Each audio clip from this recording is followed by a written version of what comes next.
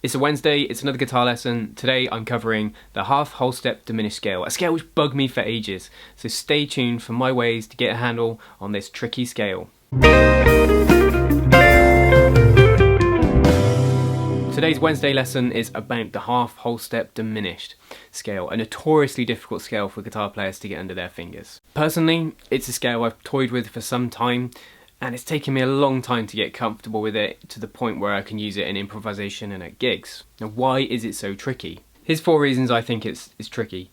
Number 1, it's an octatonic scale, so it has 8 notes.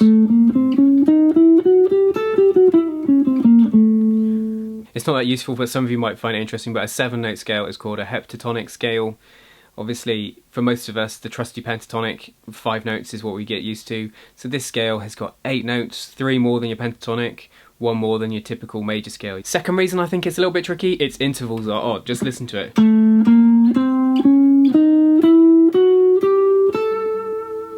Why does that make it harder? Well, unless you've done a good work on your ear training and hearing intervals, it's harder to hear lines in your head and be able to play them because of those odder sounding intervals. Point 3. Because of those odd intervals, it doesn't fall into what I call position playing, so 1 finger per fret. It doesn't fall nicely on the fingerboard. You often have to use double fingers. Watch here, I use a double little finger.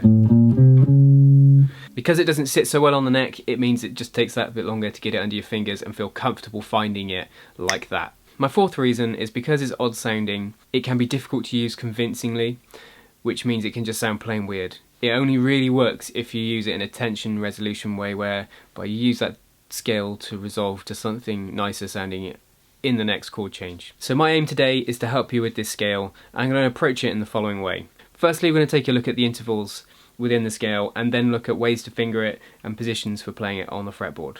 We'll take a look at what chords are found within the scale. Finally, we'll take a look at what chords you can use the scale over and get you started playing it in time over those chords. For the purposes of this video, we're going to use A half whole diminished, which sounds like so.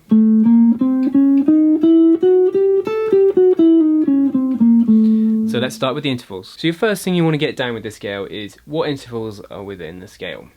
So if we're taking an A half whole diminished, that scale has the following intervals.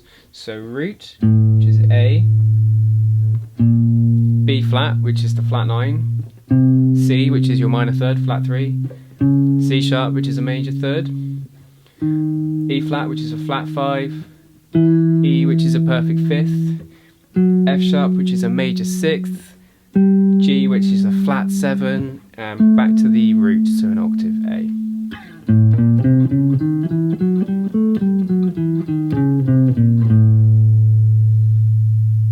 An important thing to note is that its name is given because the formula for this scale is to move in intervals of half and then whole.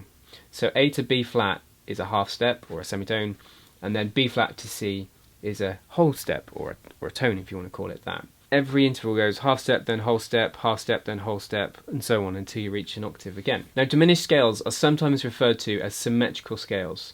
This is because the intervals mean that there are actually only 3 diminished scales that you need to learn. And I'm going to show you which ones are grouped together to begin with. If you start the scale we've just played a minor third higher, so from the C, you have C half whole diminished. And if you do that again, you have E flat half whole diminished, and then finally if you go a minor third higher than E flat, you have F sharp half step whole step diminished. This means this scale works in tons of places, and it's important to know which ones are grouped together.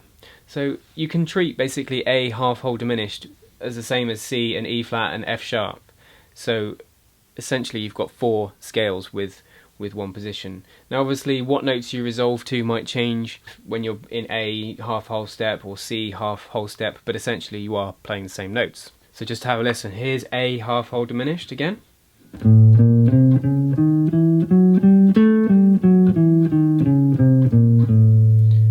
Here's C half whole step diminished.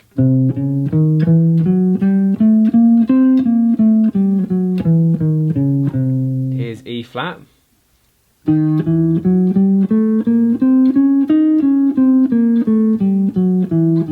And finally F sharp.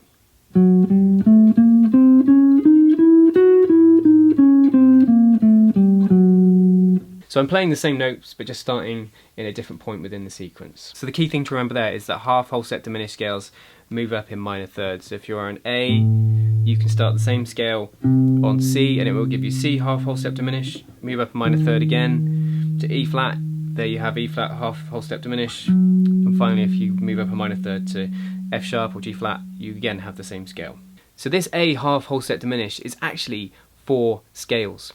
Now because we've only got 12 unique notes on our instruments, that means there are actually only 3 that you need to know. And it goes as follows. See, in group 1 we've got A, C, E flat and F sharp. In group 2 we've got B flat, C sharp, E and G, and finally group 3 we've got B, D, F and A flat. So looking at that table, B, half, whole step, diminished is the same as D, half, whole step, diminished, and F and A flat. If you can remember these relationships and the rules, the minor third thing, then it means you can get a lot out of this scale. So on to suggested fingering. I'll put tab and notation on the screen and links in the description to download the PDF. So first off, we're going to play it in 1 octave positions, starting on root E, root A, root D, root G. So these positions, you shift your hand 3 times. Now, you start with finger 1 on fret 5 for the first string, then finger 1 moves up to fret 6 for the next string, and finally up to fret 7. To play 4 notes on the one string that spans 5 frets, so fret 5 to 9, you're going to use a double little finger for the higher note, like this.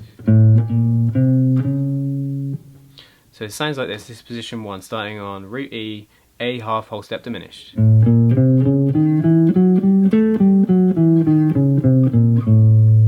Do the same thing, root A, I'm going to do the same fingering.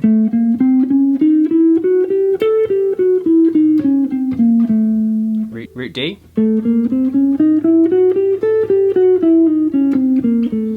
Root G.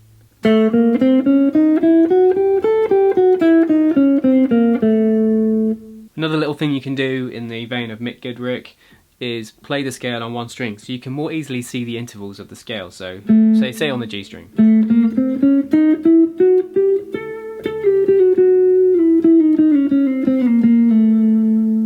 Learning it in those 1 octave positions has the benefit of just keeping it simple to start with. As you're playing it, start with one of those positions, get comfortable with it. Make sure you listen to the sound of the intervals to really absorb the character of the scale. As you probably notice in those positions, the common thing is in the first few strings you're playing 4 notes and then you're playing 1 note on the last string. So they work best in terms of getting them under your fingers if you play 4 notes on one string. You can work it all the way up, so you just keep going with that pattern, which sounds and looks like this.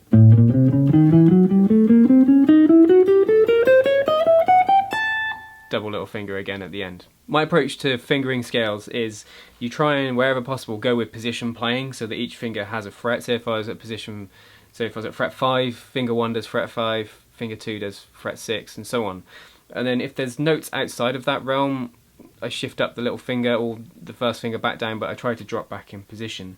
With this scale it's tricky, but the double little finger thing definitely helps. When you're comfortable with the fingers and you're accurately finding the right notes, introduce timing, play it to a metronome. A bit further down the line, you're comfortable with those scale positions, you can play them, you can find them easily.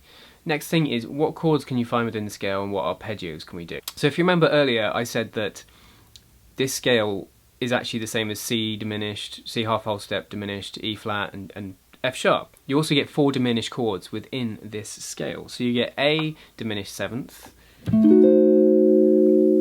F sharp diminished 7th, E flat diminished 7th, and C diminished 7th. I'm sure you've heard this before on guitar. Someone goes, because you can move anything diminished up a minor third. And that's what I'm doing here.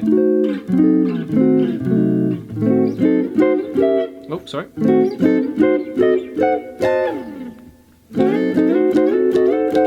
Sounds quite spooky. So when you get into grips to this scale, it's worth being able to play the arpeggios of those 4 chords. So if we take A diminished 7th, that gives us A, C, E flat, F sharp, which we can work up the neck like this.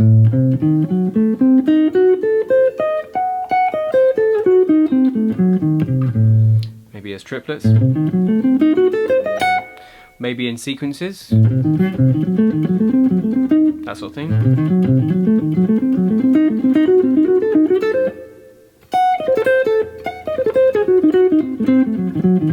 It's quite fun to do. These arpeggio shapes are really straightforward.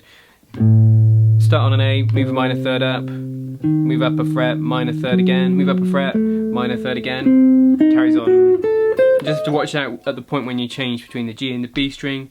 Because of the intervals of the guitar, you have to shift up a fret higher. So take the same thing, C diminished, contains the following notes: C, G flat, A and E flat. Now you can do the same shape that we've just done but starting on a C here. E flat, we do exactly the same thing. And same with G flat or F sharp. I play the arpeggios of 4 diminished 7th chords there, but I was actually just playing the same 4 notes. Just the first one I started on an A and then went A, C, E flat, F sharp. The second one I started on C and went C, E flat, F sharp, A, and so on. So you can get a lot of mileage out of this. With those arpeggios you can get stuff like explore it going across the neck as well as down and up the neck.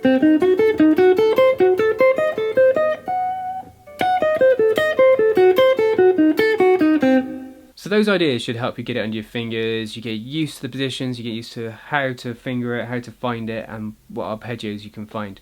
And those sort of arpeggios can break you away from just playing all of the notes in the scale and coming up with some other ideas. And arpeggios always sound strong. You use triads or arpeggios, they're such strong structures, they will sound convincing and good over a chord progression. But when and where do we use this scale? The main use of this scale is over dominant 7th chords. This will work great over altered dominant chords because it contains a lot of those altered and dissonant sounding notes. Things like a flat 9 chord, a sharp 9 chord, or a flat 5 chord. Those types of chords would be great to use over. But you can just use it over a plain dominant 7th chord. So if we take a chord like A7, which is composed up of A, C sharp, E and G, that's the root 3rd, 5th and 7th. Which of those notes have we got? We've got A, the root, the B flat is a flat 9 to it, so making it sound pretty interesting. The C is a minor third, or you can call it a sharp 9. The C sharp is that major third. E flat is the flat 5. E is the 5th. F sharp is a major 6. G is the flat 7, back to A. So we've got all the chord tones there, plus a few extras which sound a little odd. So what this is going to do over an A7 chord is create that tense sound. Here it is over an A7. So what you could do is you could play over one chord backing tracks, things like just an A7 static backing track, maybe an altered static backing track just with that one sort of dominant chord going just to play over. That would be a good start just to get used to the sounds. Then what I'd probably do is think of places you can use it musically. If you want a good jazz standard to try this on, then take a look at Caravan, where you've got that A section with the really long, I don't know how many bars it is of the dominant chord, but it's quite a few before it hits the minor chord, so that would be a good place to try it. Also in a blues, it works really well in bar 4. If you've got a standard blues progression which goes 4 bars of, let's say in the key of A, so 4 bars of A7, so put it in bar 4 here, before we go to the 4 chord. It sounds something like this. 1, 2, 3, 4.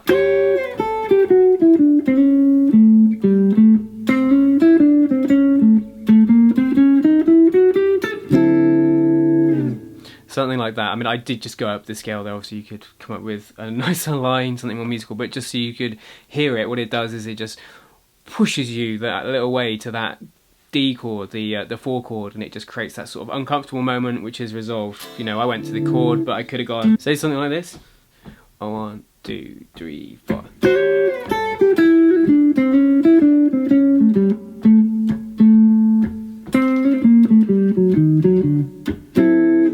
So as you can hear there, that last bar, so in bar 4 where I put the half whole step diminished scale, kind of, obviously it created an odd sound, but also it created that tension and resolution. As when I went to the D9, the D chord, the 4 chord, that sort of odd moment is then resolved, and you get this sort of interesting change of feel.